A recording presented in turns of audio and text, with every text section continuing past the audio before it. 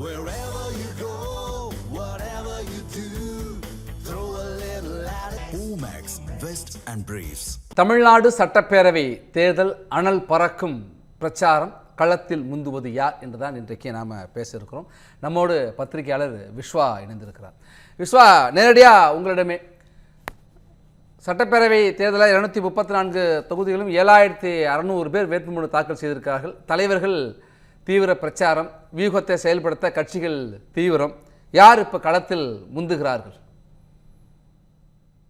பத்திரிகை ஊடகங்கள் பொதுவாக ஒவ்வொரு கட்சி சார்ந்த பத்திரிகை ஊடகங்கள் தவிர உண்மையான கள நிலவரம் அப்படின்னு பார்த்தா, இப்போ முதல்ல யாரெல்லாம் முந்துகிறார்கள் என்று சொல்லப்பட்ட தகவல்கள், அந்த தகவல்கள் எல்லாம் முதல்ல பொய்யா இருக்கிறது அப்படிங்கிறத நான் முதல்ல பதிவு பண்ணிடுறேன். குறிப்பா 20 விழுக்காடு, 30 விழுக்காடு, 40 விழுக்காடு எல்லாம் தாவேகா விஜய் அவர்களுடைய கட்சிக்கு இருக்கிறது அப்படிங்கிறது அது இல்லை. கள நிலவரம் அப்படி இல்லை. அதே போல திமுக 200 தொகுதிகளுக்கு மேலாக வெற்றி பெறும் என்கிற கள நிலவரமும் அப்படி இல்லை. அப்ப யார் இப்ப களத்துல பணியாற்றி கொண்டிருக்கிறார்கள், களத்தில் மக்களால் வரவேற்கப்படுகிறார்கள் அப்படின்னு பார்க்க போனா 2 கட்சிகள் கூட்டணிகளை சொல்லலாம். ஒன்று அதிமுக கூட்டணி, இன்னொன்று நாம் தமிழர் கட்சி. இது நாம் ஏதோ தனிப்பட்ட ரீதியில் ஒரு விருப்பு வெறுப்புக்காக சொல்ல, உண்மையிலேயே இருக்கக்கூடிய ஒன்றுதான். மக்களால் வரவேற்கப்படக்கூடிய வேட்பாளர்கள், கட்சியினர் யாருன்னு பார்த்தா இந்த 2 கட்சியினர் தான் அதிகமாக மக்களால் வரவேற்கப்படுகிறார்கள் அல்லது வெறுக்கப்படுவதில்லை. மாறாக நீங்க திமுகவினுடைய பல வேட்பாளர்கள் ஏற்கனவே அமைச்சர் பொறுப்பில் இருந்தவங்க எல்லாம் அவர்கள் தொகுதிக்கு போன போது தொகுதி மக்களால் கடுமையாக ஒரு விமர்சனத்திற்கும் எதிர்ப்புக்கும் ஆளாகி வர்றாங்கிறது பார்க்க முடியுது. தாவேகாவினர் பொறுத்த வரைக்கும் அவர்கள் தொகுதியில் இப்பதான் புதுசா இறங்கியிருக்காங்க, களம் இறங்கியிருக்காங்க. ஆனால் அவர்களை பற்றி பத்திரிகை ஊடகங்களில், குறிப்பாக சமூக ஊடகங்களில், இந்த சோசியல் மீடியால சமூக ஊடகங்களில் கூறப்பட்டது போல அவர்களுக்கான வரவேற்பு பெரிதாக இருக்கவில்லை அப்படின்னு பார்க்கிறோம். குறிப்பா தாவேகா தொண்டர்கள், வேட்பாளர்களே நீங்கள் அவர்களுக்கு விஜய் கூடும்போது இருக்கிற கூட்டம் எல்லாம் களத்துல இல்ல அப்படிங்கிறத நம்ம பார்க்க முடியும். இதை தொடக்கத்துல இருந்தே சொல்லிட்டு இருக்கேன் நானு. குறிப்பா இந்த தாவேகாவை பொறுத்த வரைக்கும் இவர்கள் சமூக ஊடகங்களிலும் காட்டுகின்ற கூட்டம் எல்லாம் விஜய்க்கே கூடுகின்ற கூட்டம் என்பது அந்த பகுதியைச் சேர்ந்த கூட்டம் மட்டுமல்ல, பல்வேறு பகுதிகளைச் சேர்ந்த, மாவட்டங்களைச் சேர்ந்த கூட்டமாக இருக்கிறது அப்படின்னு சொல்லியிருந்தோம். அது இன்று நிரூபணமாயிருக்கிறது. திமுகவிற்கான எதிர்ப்பு வலுத்திருக்கிறத பார்க்கிறோம். பல இடங்கள்ல மக்கள் கேட்கக்கூடிய கேள்விகளுக்கு பதில் சொல்ல முடியாத நிலையில இருக்காங்க. அதிமுக தொடக்கத்தில இருந்தே அவர்கள் களப்பணியாற்றிட்டு இருக்காங்க. குறிப்பாக என்னுடைய பொதுச் செயலாளர் எடப்பாடி பழனிசாமி அவர்கள் 234 தொகுதிகளில் அவர் பயணம் மேற்கொள்வதற்காக தொடங்கிய பயணம் வெற்றிகரமா போயிட்டு இருக்குன்னு நம்ம சொல்லணும். அவருக்கு கூடக்கூடிய கூட்டங்களும் மக்கள் அவருடைய உரைகளையும் கேட்க தொடங்கியிருக்காங்கன்னு பார்க்கிறோம். நாம் தமிழர் கட்சி அனைவரையுமே முந்திக்கொண்டு முதலிலேயே அவர்கள் வேட்பாளர்களை அறிவித்து களப்பணியை தொடங்கிட்டாங்க அப்படிங்கிறதை பார்க்கிறோம். ஆக நடைமுறையாக பார்க்கப்படும் பொழுது 2 கட்சிகள் தான் மக்களால் வரவேற்கப்படக்கூடியதாக இருக்கின்றன. தாவேகா மதில் மேல் பூனையாகத்தான் இருக்கிறது, திமுகவிற்கு எதிர்ப்பு இருக்கிறது என்பதுதான் கள நிலவரமா நான் பார்க்கிறேன். விஸ்வா, தொடர்ச்சியா தேர்தல் களத்துல தலைவர்கள் பிரச்சாரத்துல என்ன சொல்றாங்கன்னா, ஆளுகின்ற திமுக எங்களுக்கும் அதிமுகவுக்கு தான் நேரடி போட்டி அப்படிங்கிறாங்க. புதிதாக கட்சி தொடங்கி முதல் தேர்தலை சந்திக்கிற தாவேகா என்ன சொல்லுதுன்னா, எங்களுக்கும் திமுகவுக்கும் இடையில தான் போட்டி அப்படிங்கிறாங்க. அதிமுக கூட்டணி சொல்றாங்க எங்களுக்கும் திமுகவுக்கு இடையில தான் போட்டி அப்படிங்கிறாங்க. இதுதான் நம்ம பரவலா தொடர்ந்து கேட்டுட்டு வரோம். ஆனால் நீங்க இப்ப குறிப்பிடுறது அதிமுக கூட்டணிக்கும் நாம் தமிழர் கட்சிக்கும் இடையில தான் போட்டி அப்படிங்கிறீங்க. நீங்க 4 முனை போட்டி என்று சொன்னாலும் 234 தொகுதிகளும் தனித்து போட்டியிடுகிற கட்சி என்று பார்க்கிறப்ப நாம் தமிழர் கட்சியும் தாவேகாவும் இருக்கு. ஆனால் நீங்க அதிமுக கூட்டணிக்கும் நாம் தமிழர் கட்சிக்கும் இடையில தான் போட்டி அப்படின்னு சொல்றீங்களா? எப்படி, அது கொஞ்சம் விரிவா சொல்லுங்க. இல்ல, அவங்க களத்துல இருக்காங்கன்னு சொல்ல வரேன். நீங்க 2 தான். ஒன்று ஆளும் கட்சியாக திமுக இருக்கிறது. ஆளும் கட்சியாக திமுக கடந்த 5 ஆண்டு காலங்களில் அவர்கள் செய்த செயல்பாடுகள் என்ன அப்படிங்கறத மக்கள் பார்ப்பாங்க. அதில் குறைபாடுகள் இருந்தால் அந்த குறைகளை சுட்டிக்காட்ட வேண்டிய கடமை எதிர்கட்சிகளுக்கு இருக்கு. அப்ப அதனுடைய முக்கிய எதிர்கட்சியாக இருக்கக்கூடிய அதிமுக அதற்கு அந்த கடமை இருக்கிறது. அதை அவர்கள் செய்திருக்கிறார்களே என்றால் 100 விழுக்காடு இல்லை என்றாலும் கூட ஒரு 90-95 விழுக்காடு அந்த பணியை செய்திருக்கிறார்கள் எதிர்கட்சியாக அதிமுக. அதிமுகவே கண்டிக்க முடியாத பல பிரச்சனைகளை நாம் தமிழர் கட்சி களத்துல கண்டிக்கிறாங்க. காரணம், அவர்கள் எந்த கட்சியோடும் கூட்டணியில் இல்லை. அதனால அவர்கள் துணிச்சலாக யாருக்கு வேண்டும் எதிராக வேண்டுமானால் அவர்களால் கருத்தை கூற முடிகிறது. அப்படிப்பட்ட ஒரு வசதி வந்து நாம் தமிழர் கட்சிக்கு இருக்கு. அப்படி பார்க்கும்போது இந்த 2 கட்சிகள் தான் நீங்க வந்து பிரதானமாக மிக முக்கியமாக திமுகவினுடைய தவறுகளை, குறைகளை மக்கள் சார்பில் சுட்டிக்காட்டுறாங்க. மக்கள் சந்திக்கக்கூடிய பிரச்சனைகளை தொடர்ந்து சுட்டிக்காட்டிட்டு இருக்காங்க. அப்ப களத்துல வந்து இவர்கள் இன்னும் துணிச்சலாக மக்களால் வரவேற்க பெற்று களமாடி கொண்டிருக்கக்கூடியவர்கள் இந்த 2 கட்சியினராக தான் இருக்காங்க அப்படிங்கிறது நடைமுறையில் இருக்கு. அந்த அடிப்படையில தான் நம்ம சொல்றோம். போட்டி என்பது இப்ப தாவேகா சொல்றாங்கன்னா, தாவேகா நம்ம வந்து தொடக்கத்துல இருந்தே தாவேகா செய்கிற ஒரு தவறாக நாம் பார்க்கிறது என்னன்னா, இப்ப விஜயகாந்த் இருந்தார். விஜயகாந்த் வந்து களத்தில் இறங்கி நின்று அப்பொழுது கலைஞர் கருணாநிதி அவர்களையும் அவர் விமர்சித்தார். அதே போல செல்வி ஜெயலலிதா அவர்களையும் விமர்சித்தார். அதிமுக, திமுக இரண்டையுமே அரசியல் விமர்சனங்களாக முன்வைத்தார். களத்துல பணியாற்றினார். எப்படி அவர் நடிகர் சங்கத்துல வந்து ஒரு நல்ல மேலாண்மை செய்து கொண்டிருந்தாரோ, அதுபோல களத்திலுமே அவர் மேலாண்மை செய்து கொண்டிருந்தார். மக்கள் பிரச்சனைகளை துணிச்சலாக பேசினார், களமாடி கொண்டிருந்தார். ஆனால் விஜய் அப்படி வந்து இதுவரையிலும் அவர் வந்து 4-5 தேர்தல் கட்சி ஆரம்பித்து 4-5 தேர்தல் ஆகிவிட்டன. இதுவரையிலும் அவர் களப்பணி என்று ஒன்றுமே இல்லை. மக்கள் போராட்டமாக 1-2 போராட்டங்களை மட்டும்தான் அவர் நடத்தினார். அதற்கு பிறகு அவர் கட்சியினர் கூட நீங்கள் வந்து போராட்டங்களில் ஈடுபடவில்லை. அதெல்லாம் தாண்டி வந்து பாத்தீங்கன்னா ஏற்கனவே இந்த இடைத்தேர்தல் எல்லாம் முக்கியமான தேர்தலும் தவிர்த்து விட்டு 2026 தேர்தலில் நேரடியாக பங்கு பெறுவேன் என்று அவர் கூறிய போதும் அவ்வாறு பங்கு பெறுவதற்கு உண்டான தகுதியோடும் உள்ளார்ந்த ஈடுபாட்டோடும் அவர் வந்து செயல்படுறாரான்னா இல்ல. வாரத்துக்கு ஒரு முறை மட்டுமே வெளியே வருவது, அதன் பிறகு நீங்க வந்து பாத்தீங்கன்னா மக்களை இருந்த இடத்திலிருந்தே சந்திப்பது, வெளியே வந்த உடனே நேரா திமுகவுக்காக எதிரான சில வசனங்களை மட்டுமே பேசிக்கொண்டு சென்று விடுவது அப்படின்னு இருக்கு. இப்ப நீங்க ஒரு ஆளுங்கட்சியினுடைய தவறுகளை சுட்டி காட்டணும்னா அதுல ஒரு ஃபாலோ அப் இருக்கணும். இப்ப எடுத்துக்காட்டாக பரந்தூர் விமான நிலையம் வந்து எனக்கு இது வேண்டாம் அப்படின்னு ஒரு எதிர்கட்சிகள் கருதுறான்னு வச்சுக்கோங்களேன். அந்த பரந்தூர் விமான நிலையம் ஏன் வேண்டாம், எதற்காக வேண்டாம் அப்படின்னு சொல்லிட்டு அந்த மக்களோடு மக்களாக நின்று அதுல ஒரு ஃபாலோ அப் இருந்துகிட்டே இருக்கணும். அந்த அந்த அந்த செயலை எப்படியாவது மக்கள் சார்பில் நிறுத்தியாக வேண்டும் என்கிற அந்த முனைப்போடு அந்த கட்சி வந்து ஒரு இன்வால்வ்மெண்டோடு செயல்படணும். ஆனா அப்படி அவர் செயல்படலையே. வெளியில வர்றாரு, குறிப்பிட்ட இடத்துல வந்து திரைப்படம் எப்படி வந்து ஒரு ஆண்டுக்கு ஒரு முறை திரைப்படம் வந்துட்டு வந்த உடனே கை காமிச்சு வந்து சில வசனங்கள் பேசிட்டு அதற்கு பிறகு அடுத்த ஆண்டு வரை காணாமல் போவதோ அது போலதான் அவருடைய செயல்பாடுகள் இப்பொழுது வாரக்கணக்கிலும் அதே போல இந்த ஒவ்வொரு பரப்புரை கணக்கிலும் இருக்கிறத பார்க்க முடிகிறது. முதல்ல ஆர்வமாக இருந்த தாவேகாவினுடைய குறிப்பாக விஜயனுடைய ரசிகர்களே இப்பொழுது மனம் மாறி நாங்கள் வந்து தொண்டர்கள் அல்ல ரசிகர்கள் தான் என்கிற அந்த மனப்பான்மைக்கு மாறி இருக்கிறத நம்ம பார்க்க முடியுது. நீங்க என்னதான் இருந்தாலும் எனக்கு இருக்கக்கூடிய பிரச்சனையை வந்து நான் சந்திக்கக்கூடிய அன்றாடம் சந்திக்கக்கூடிய மின்சார பிரச்சனையாக இருக்கலாம், சாலை பிரச்சனையாக இருக்கலாம், என் சகோதர சகோதரியினுடைய பாதுகாப்பு பிரச்சனையாக இருக்கலாம், எங்க அம்மாவுடைய பாதுகாப்பு பிரச்சனையா இருக்கலாம். இதுதான் எனக்கு வந்து இதற்கு யார் குரல் கொடுக்குறாங்க அப்படின்னு நம்ம பார்க்க முடியும். அப்படி குரல் கொடுக்க வேண்டிய குரல் கொடுக்கிறேன் என்று வந்த விஜய் வந்து இது வரைக்கும் அப்படி எந்த குரலையும் குரல் கொடுக்கிறார். அது நீங்க வந்து மேடையில பேசுறது அதெல்லாம் குரல் கொடுக்கறது நான் என்ன சென்ஸ்ல சொல்றேன்னா, மக்களோடு நின்று மக்களுக்கு இவர் நமக்கு பாதுகாப்பா இருப்பாருங்க, எனக்கு ஒரு பிரச்சனை வந்துருச்சு, இப்ப நான் விஜய் அணுகின வந்து பேச முடியுமா, அவருக்கு தகவல் அனுப்ப முடியுமா அப்படின்னா அதற்கான வாய்ப்புகள் இதுவரைக்குமே இல்லையே. இப்ப நம்ம வந்து எஸ்.வி. சேகர் வந்து ஒரு அவரும் திரைத்துறையிலிருந்து வந்தவர் தான். அவர் சட்டமன்ற உறுப்பினராக தேர்ந்தெடுத்த போது என்ன செஞ்சாருன்னா தன்னுடைய அலைபேசி எண்ணை வந்து அறிவிப்பாவே போட்டார். எந்த நேரத்திலும் அந்த தொகுதி மக்கள் என்னை தொடர்பு கொள்ளலாம்னு போட்டார். அவரும் ஒரு திரைத்துறை, அதுவும் நாடகத்துல ஒரு சிறந்த கலைஞர், திரைத்துறையில பணியாற்றுவர், பிரபலம் தான். ஆனால் அந்த நாடாளுமன்ற சட்டமன்ற உறுப்பினராக அந்த பொறுப்பு பதவியேற்றது உடனேயே அதை வந்து தன்னுடைய அலைபேசி எண்ணை வந்து வெளியில அறிவிப்பா வெளியிட்டார். ஒரு முறை அப்ப நான் சென்னையில செய்தியாளராக இருக்க அவர் அழைத்து பார்ப்போமேன்னு சொல்லிட்டு ஒரு இரவு 11 மணிக்கு அழைத்த போது அப்பொழுதும் அவர் வந்து அந்த அலைபேசியை எடுத்து பேசினார்.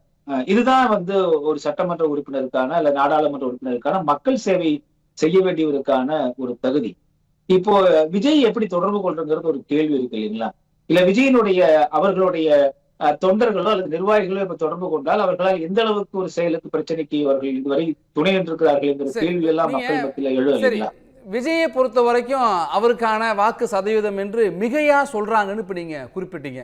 5ல் சொல்றாங்க, 5, 10, 15, 20, 30 வரைக்கும் சதவீதம் சொல்றாங்க. ஒரு சில பேர் அரசியல் ஆய்வாளர்கள், திறனாய்வாளர்கள் சொல்றவங்க 160 இடங்களில் விஜய் வெற்றி பெறுவார்னே சொல்றாங்க. அது மிகையா இருக்கு அப்படின்னு உங்கள் பார்வை. இன்னொரு கேள்வியும் வருது சார். விஜய் திமுக எதிர்ப்புன்னு ஒன்று இருக்குது அப்படின்னு சொல்கிறீங்க, அதிருப்தி அதிகமாக இருக்குன்னு நீங்களும் குறிப்பிடுறீங்க.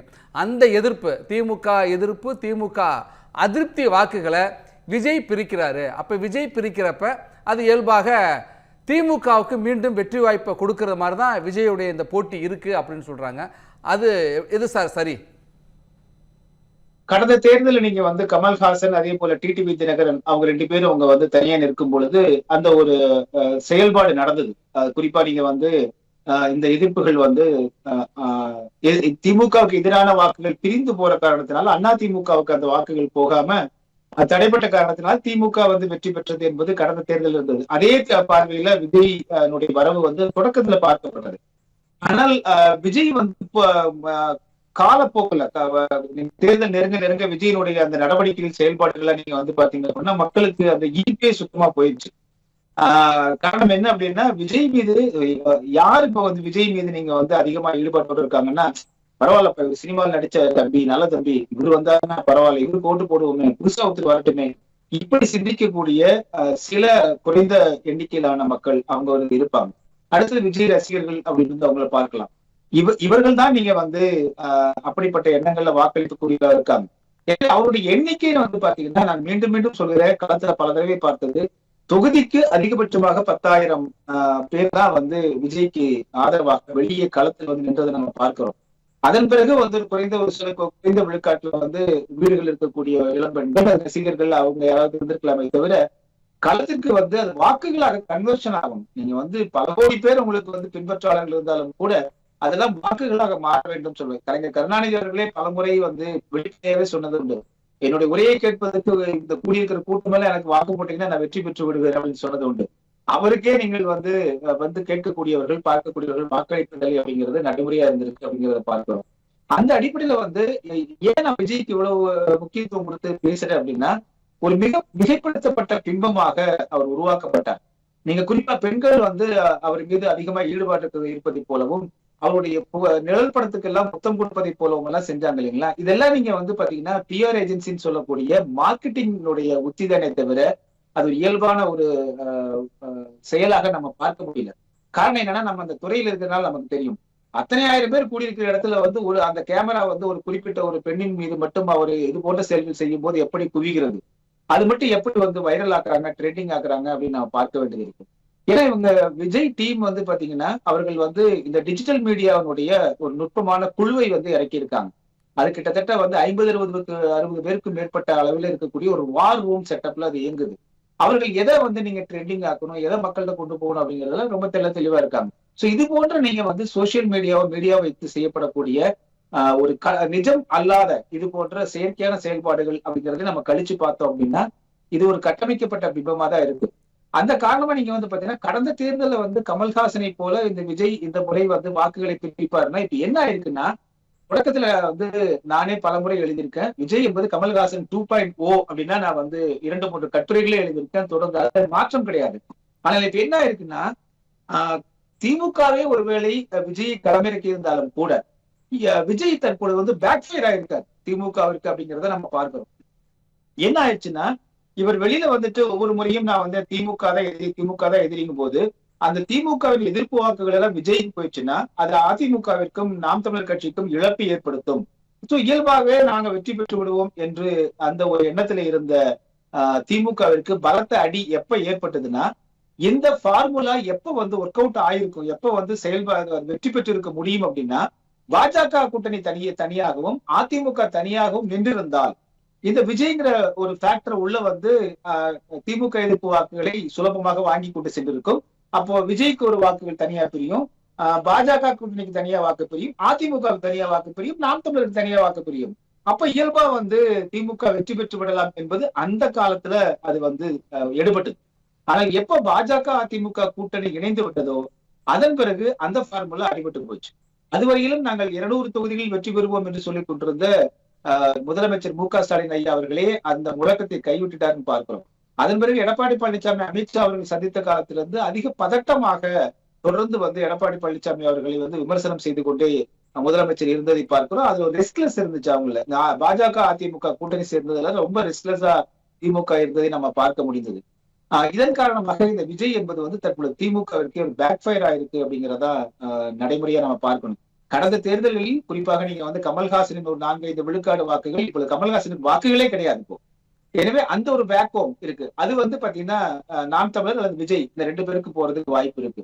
டிடிவி தினகரன் வந்து இப்பொழுது அதிமுகவில் இணைஞ்சிட்ட காரணத்தினால அந்த வாக்குகள் அந்த 4-5 விழுக்காடு வாக்குகள் அது அதிமுகவுக்கு தான் சேருவதற்கு வாய்ப்பு இருக்கு. எனவே அப்ப கமல்ஹாசன் அந்த இடம் காலி இடம் ஒரு 4-5 விழுக்காடு வாக்குகள். அப்ப விஜய் ரசிகர்களுக்கான இந்த சில விழுக்காடுகள் இது சேர்ந்துதான் உங்களுக்கு வந்து ஒரு 8 விழுக்காடு வரையிலும் அதிகபட்சமாக வருவதற்கு விஜய்க்கு வருவதற்கு வாய்ப்பு இருக்கிறது. இந்த வாக்குகள் எதுவுமே நீங்கள் அதிமுக திமுகவுடைய பாரம்பரிய வாக்குகள் அல்ல, நாம் தமிழருடைய வாக்குகள் அல்ல. எனவே இந்த பார்வையில தான் அதை பார்க்கிறேன். அதனாலதான் நம்ம வந்து முதல்ல இந்த 4 முனை போட்டியில விஜய் என்பது நீங்க வந்து தள்ளி வைத்து விட்டு இந்த தேர்தல் களத்துல வந்து யார் முந்துகிறார்கள் என்ற பார்வையில பார்த்தா சரியா இருக்கும் அப்படிங்கிறதுக்காக இந்த பார்வையில நான் அணுகிறேன் இதைய. மகேஷ் சார், இன்னொரு விஷயத்தையும் நீங்க குறிப்பிட்டீங்க. திமுக வேட்பாளர்களுக்கு களத்துல பிரச்சார களத்துல பொதுமக்கள் எதிர்ப்பு தெரிவிக்கிறாங்க. ஒரு பக்கம் தொகுதி தேர்வு வேட்பாளர் தேர்வுல ஒரு அதிருப்தியை பார்த்தோம். ஆனால் திருச்செந்தூர்ல அனிதா ராதாகிருஷ்ணனுக்கு அடுத்தடுத்து எதிர்ப்பு. அதே போல தூத்துக்குடியில் அமைச்சர் கீதா ஜீவனுக்கு எதிராக கிராமங்களில் கருப்பு கொடி, உப்பள தொழிலாளர்கள் உற்பத்தியாளர்கள் போராட்டம். திருப்பூர் தெற்கில் மேயராக இருந்தவர் இப்போ வேட்பாளராக நிற்கிறார் திமுகவில். அவருக்கு எதிராக பொதுமக்களே வேட்புமனு தாக்கல் பண்ணி போட்டியிடுறேன்னு சொல்கிறாங்க. கும்பகோணத்தில் 3 முறை தொடர்ந்து சட்டப்பேரவை உறுப்பினராக இருக்கிற அன்பழகனை மறித்து திருப்பி அனுப்புகிறாங்க. நாளிதழ் செய்தியில் விரட்டி அடிக்கப்பட்டார்னு கூட சொல்கிறாங்க. திருவள்ளூரில் திமுக வேட்பாளருக்கு எதிராக திமுகவிலிருந்து விலகி அதிமுகவில் சேர்றாங்க. தாம்பரத்தில் எதிர்ப்பு இருக்கிறத பார்க்க முடியுது. கன்னியாகுமரி தொடங்கி திருவள்ளூர் வரை பல இடங்களில் வேட்பாளர்களை கட்சியிலையும் அதிருப்தி, மக்களும் எதிர்க்கிறாங்க. அப்படின்னா இது வேட்பாளர்கள் மீதான அதிருப்தி மட்டும்தானா, இல்லை திமுக மீதான எதிர்ப்பும் வெளிப்படுதா? அதில் இல்ல, நீங்க வந்து பாத்தீங்க அப்படின்னா கலைஞர் கருணாநிதி அவர்கள் காலகட்டத்துல திமுக வந்து பாத்தீங்கன்னா அந்த மாவட்ட செயலாளர்கள் தான் அமைச்சரா இருப்பாங்க. அந்த மாவட்ட செயலாளர்களும் அமைச்சர்களும் அவர்கள் தங்களுடைய இடத்தை அந்த தக்க வைத்துக் கொள்வதற்காக அந்த தொகுதிக்கு என்ன செய்யணுமோ அதை எல்லாமே செய்வாங்க. அவர்களுக்கான அந்த மக்களுக்கான செயல்பாடுகள் எல்லாம் செஞ்சுட்டு இருந்தாங்க. இந்த 2021 மு.க. ஸ்டாலின் அவர்கள் ஆட்சிக்கு பிறகு வந்து பாத்தீங்கன்னா இந்த மாவட்ட செயலாளர்களுக்கும் அமைச்சர்களுக்கும், அதுல குறிப்பாக மூத்த அமைச்சர்களுக்கு எல்லாம் அந்த மக்களுக்கு செயல்பாடுகளை நன்மைகளை செய்வதற்கான வாய்ப்புகள் கிடைச்சிருக்கா அப்படின்னு வந்து பார்த்தா பல பேருக்கு கிடைக்கல. ஒரு குறிப்பிட்ட விகிதத்துல கிடைச்சிருக்கலாம், பெரிய அளவில் விகிதத்துல வந்து கிடைக்கல அப்படிங்கிறத அதை காண்பிக்குது. அந்த மக்களுக்கான தேவைகளை இவர்கள் நிறைவேற்றி இருந்தால் இத்தனை அந்த எதிர்ப்பு வருவதற்கு வாய்ப்பு இல்லை. நீங்க விழுப்புரத்துல கூட அந்த அமைச்சருக்கு வந்து பாத்தீங்கன்னா அப்பவே நீங்க வந்து ஒரு எதிர்ப்பு வந்து மக்கள் மத்தியில் இருந்தது.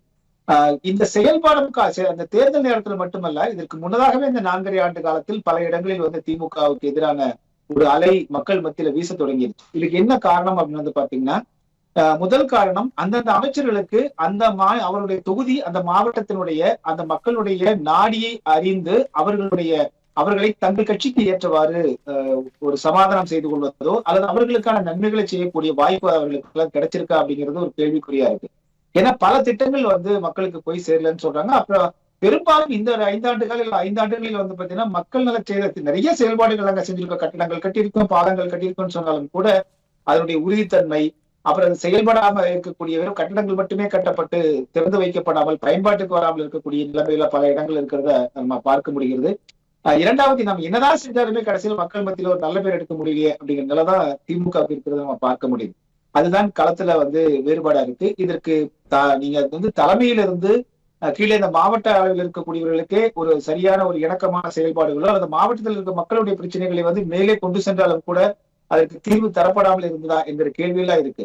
ஏனென்றால் அவர்கள் முறையாக எல்லா மக்களுக்கும் ஒரு நன்மையை செய்து மக்களுடைய வரவேற்பை பெற்றிருந்தால் கடைசி நேரத்துல இந்த பணம் கொடுத்து, குறிப்பாக பணம்னா நீங்க மாதந்தோறும் கொடுக்கக்கூடிய உரிமை தொகை வந்து மாதந்தோறும் அது செல்ல போகுது. எப்படி இருந்தாலும் தேர்தல் நடந்தாலும் தேர்தல் நடக்காவிட்டாலும் அரசாங்க பணத்துல இருந்து அது போக போகுது. ஆனால் பதட்டப்பட்டு 3 மாத தொகையை முன்கூட்டியே கொடுப்பது, 2000 ரூபாய் சேர்த்து கொடுப்பது, நேற்றைய விளம்பரத்துல வந்து பாத்தீங்கன்னா கூட ஒரு மாணவரை போட்டு மேல 1500 ரூபாய், ஒரு மாணவி போட்டு அதுக்கு மேல வந்து 1000 ரூபாய், அப்புறம் ஒரு குடும்ப தலைவியை போட்டு மேல 1000 ரூபாய் என்று ஒவ்வொரு தலைக்குமே வந்து ஒரு விலை நிர்ணயித்ததை போல ஒரு விளம்பரம் எல்லாம் வெளியிடுறாங்க. அப்ப பணம் வந்து இந்த பணத்தின் மூலமாகவே நம்ம வந்து மக்களை வந்து தன்னுடைய கோபத்தை ஆற்றிவிட முடியும் என்கிற அந்த செயல்பாடுகள்லாம் நம்ம இருக்கிறத பார்க்கிறோம். நிறைய வந்து தடுமாற்றங்கள் இருக்கிறதை பார்க்கிறோம். இந்த தடுமாற்றங்கள் மேலிருந்து மாவட்ட தலைமை வரைக்குமே இருக்கிறத நம்ம பார்க்க முடிகிறது. மாவட்ட தலைமை, அதாவது முன்கள பணியாளர்கள் என்று சொல்லக்கூடிய இந்த திமுகவினுடைய கட்சிக்காரர்கள் தான் இந்த பிரச்சனையை சந்திக்கிறாங்க. அப்போ அப்படின்னா அவர்களுக்கு தெரியும், இத்தனை ஆண்டு காலம் மக்களுடைய நாடி துடிப்பை நன்கு அறிந்து வைத்திருக்கக்கூடியவர்கள், அனுபவம் வாய்ந்தவர்கள் இந்த திமுகவுடைய முன்கள பணியாளர்கள் கட்சிக்காரங்க. அப்ப அவர்களுக்கு எதிர்ப்பு வருதுன்னா என்ன பொருள்னா, அந்த மக்களுக்கு அவர்கள் கொடுத்த வாக்குறுதியை நிறைவேற்ற முடியாம இருந்திருக்கு. இது அவர்கள் தவறாக மட்டுமே நம்ம பார்க்கல, தலைமையிலிருந்தே அவர்களுக்கு அப்படிப்பட்ட ஒரு ஒரு நிலை வந்து உருவாகி இருக்க வேண்டும் அப்படிங்கறதுதான் நான் கணிக்கக்கூடிய ஒன்றா இருக்கு. மகேஷ், அதே நேரத்தில் சார், இப்போ தேர்தல் பிரச்சாரம் தீவிரமாக இருக்கிறது, தலைவர்கள் தீவிர பிரச்சாரத்தில் ஈடுபட்டிருக்காங்க. பிரதான எதிர்க்கட்சியான அதிமுக, பாஜக தலைமையிலான அந்த என்டிஏ கூட்டணி என்ன சொல்கிறாங்க அப்படின்னா, ஊழல், போதைப்பொருள் பழக்கம் மிகப்பெரிய பிரச்சனையாக உருவெடுத்திருக்கிறது. குடும்ப ஆட்சி, வாரிசு அரசியல், இதுதான் மிகப்பெரிய பிரச்சனையாக தமிழ்நாட்டில் இருக்குது. ஸ்டாலின், கருணாநிதி குடும்பத்திற்கு இது இறுதி தேர்தல் அப்படின்னு எதிர்க்கட்சி தலைவர் எடப்பாடி பழனிசாமி குறிப்பிடுறார். ஊழல் ஆட்சியை அகற்ற மக்கள் முடிவெடுத்து விட்டார்கள் அப்படின்னு தொடர்ந்து சொல்லிட்டு வர்றாங்க. ஊழல் குறித்த, முறைகேடுகள் குறித்த குற்றப்பத்திரிகையெல்லாம் பாஜக வெளியிட்டிருக்கிறதையும் பார்க்க முடிகிறது. ஆனால் திமுக இதற்கு பதிலாக அவர்கள் வைக்கிற பிரச்சாரம், வாதம் என்ன இருக்குது அப்படின்னா, இந்த தேர்தல் தமிழ்நாடு அணிக்கும் டெல்லி அணிக்கும் இடையிலான தேர்தல் என்று பாஜக எதிர்ப்பு அல்லது என்டிஏ எதிர்ப்பை சொல்கிறாங்க. இந்த இடத்துல திமுக தன்னுடைய பிரச்சாரத்தில் பாஜக எதிர்ப்பை மிகைப்படுத்தி சொல்கிறாங்களா? இந்த ஊழல் குற்றச்சாட்டு மக்களால் ஈர்க்கப்படுமா, தாக்கத்தை கொடுக்குமா, பேசுபொருளாக இருக்குமா? திமுக வைக்கிற பிரச்சாரம் தாக்கத்தை ஏற்படுத்துமா? திமுக தொடக்க காலங்கள்ல மாநில சுயாட்சி என்பதுதான் மிக முக்கியமான திமுகவினுடைய கொள்கையாக பார்க்கப்பட்டது. அதே போல தமிழ்நாடு ஹிந்தி திணிப்பை எதிர்ப்பது, அதே போல அந்த மாநில சுயாட்சியை முறியடிக்கக்கூடிய எந்த செயலையும் எதிர்ப்பது என்பதுதான் திமுகவினுடைய பலமாக ஒரு காலத்தில் இருந்தது. ஆனால் இப்ப என்ன இருக்கு அப்படின்னு பாத்தீங்கன்னா, குறிப்பா இந்த 5 ஆண்டுகள்ல மு.க. ஸ்டாலின் அவர்கள் வந்ததற்கு பிறகு திமுக மீது சுமத்தப்பட்ட என்போர்ஸ்மெண்ட் டைரக்டரேட்டினுடைய குற்றச்சாட்டு புகாராக இருந்தாலும் சரி, சிபிஐ புகாராக இருந்தாலும் சரி, இன்கம் டாக்ஸினுடைய புகாராக இருந்தாலும் சரி, அதெல்லாம் நடந்து ஒரு பெரிய அளவுல ரெய்டு நடந்து பத்திரிகை ஊடகங்கள் எல்லாம் இவ்வளவு பெரிய பிரச்சனைகள் நடந்திருக்கு தெரிஞ்ச உடனே அதன் பிறகு உடனடியாக போய் இவர் டெல்லிக்கு செல்வதும், சந்திரபாபு நாயுடு அவர்கள் மூலமாக அவரை அழைத்துக் கொண்டு பிரதமரை பார்ப்பதும் எல்லாம் அந்த காட்சிகளையும் மக்கள் பார்க்கிறாங்க. அப்போ இவர்கள் ஒரு தவறு பிழை நடந்து விட்டால் நேராக ஓடி சென்று டெல்லியில போய் இவர்கள் சரணடைந்து விடுகிறார்கள் என்பதை நம்ம சொல்லல, திமுகவை சேர்ந்தவர்களே சொல்றாங்க. அப்போ ஆனால் கலைஞர் கருணாநிதி அவர்கள் காலத்துல அவர் சில சமரசங்களை செய்து கொண்டாலும் கூட வெளியே தன்னுடைய எதிர்ப்பை காண்ப சில நிகழ்வுகள்ல எந்த சமரசமே அவர் செஞ்சுக்க மாட்டாரு. ஆனால் இவர்கள் அப்படி இல்லை, முழுமையாக அவர்கள் சமரசம் செய்து கொண்டார்கள். சமரசம் செய்து கொண்டு இவர்கள் இந்திய அரசுல, குறிப்பாக பாரதிய ஜனதா கட்சியிடம் சென்று இவர்கள் தங்களுக்கு தாங்கள் தவறு செய்து விட்டதால் இனிமேல் அவ்வாறு நடக்காதது போல தாங்கள் இருப்பதாகவும் ஒரு எக்ஸ்கியூஸ் கேட்பாங்க ஆங்கிலத்தில் சொல்வது, அது போலதான் இவர்கள் கேட்டுக்கொண்டு அந்த ஆட்சியை தொடர்ந்து வந்தாங்க என்பதாக மக்கள் மத்தியில ஆழமாகவே ஊடுருவிருக்கு.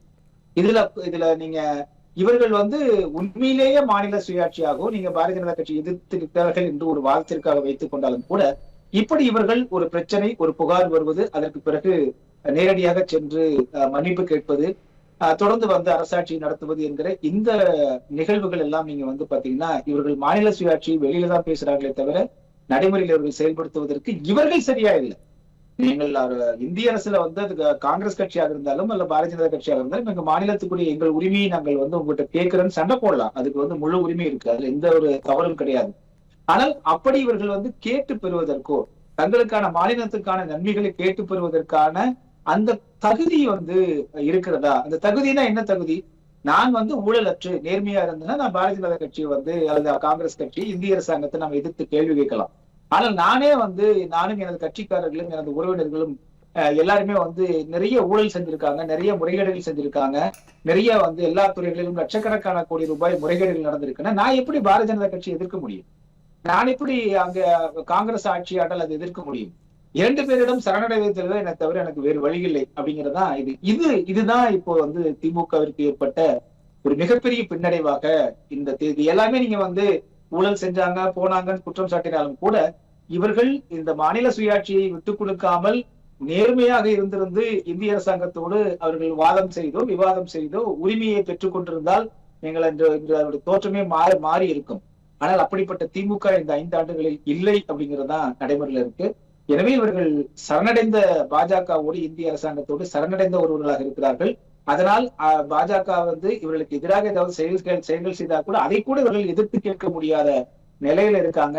இதெல்லாம் தான் நீங்கள் பாத்தீங்க அப்படின்னா ஒரு மக்களுக்கு எதிர்மறையான விளைவுகளை நிறைவா விஸ்வா, நீங்க குறிப்பிட்டீங்க வேட்பாளர்கள் மீது அதிருப்தி, கன்னியாகுமரி தொடங்கி திருவள்ளூர் வரை திமுக வேட்பாளர்கள் மட்டும் இல்லை, திமுக கூட்டணியில போட்டியிடுற வேட்பாளர்கள். திண்டுக்கல்ல நத்தம் திமுகவுடைய கூட்டணி வேட்பாளர், அதே போல் மணப்பாறை திருச்சி மாவட்டத்தில் அந்த வேட்பாளர்கள்லாம் திமுகவினரே வேலை செய்ய மாட்டாங்கிறாங்க.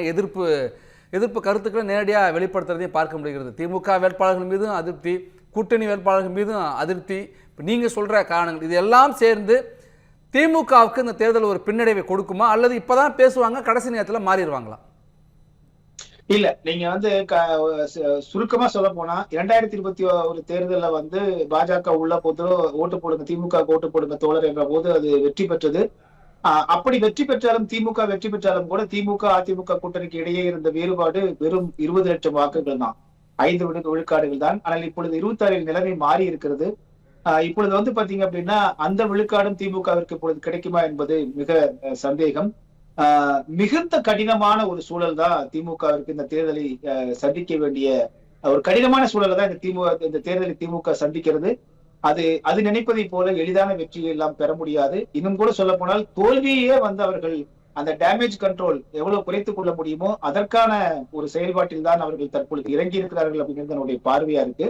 இதில் எந்த கட்சியும் சார்பற்று நாம் ஒரு பத்திரிகை ஊடகவியலாளராக நாம் பார்க்கும் பொழுது திமுக அவ்வளவு எளிதாக இந்த தேர்தலில் வெற்றி பெற இயலாது, அல்லது அதனுடைய தோல்வியை எப்படி குறைத்துக் கொள்ளலாம் என்பதை பற்றித்தான் அவர்கள் சிந்தித்து போராட வேண்டிய நிலையில் இருக்கிறார்கள் அப்படிங்கிறத என்னுடைய பார்வை. நன்றி விஸ்வா, இந்த நேரில் பங்கேற்று உங்கள் கருத்துக்களை பகிர்ந்து கொண்டமைக்கு. மற்றொரு சிறப்பு விருந்தினரோடு சந்திப்போம், தொடர்ந்து இணைந்திருப்போம்.